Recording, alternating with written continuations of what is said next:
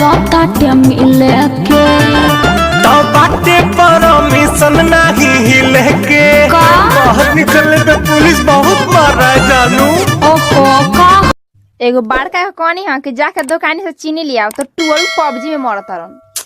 माने बिना गाड़ी के कोनो बात ना कहाई। तू ज्यादा बतियाओ मत ना तो लतियाहू के जाने नी। दूसरा के घरवा के हरिया मजा तारे हमरा के तू छोड़ देले करिया पानी करे कटे जाता दिन रात कटत लइखे राजा राजा अब ले लो रानी लॉकडाउन में लूटो के मजा कैसे कोट भेजो आवा पलंग पे आ जा हो बोलो काहे खातिर राजा हो तोरा पिया के समाजा हो नाना मूड ना बा जा जा हो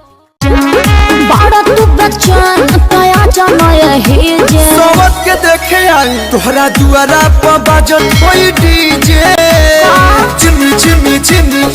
आजा आजा आजा तोहरा दुआरा पर बाजत ओ हम तो तोरे जैसा नहीं देखा ऐसा हम तो तोरे जैसा नहीं देखा ऐसा देहिया में तहरा गजब फुर्ती बड़ा जाली जानू लगता कि जिए नहीं देवा हमारी इज्जत ससुराल में लेवा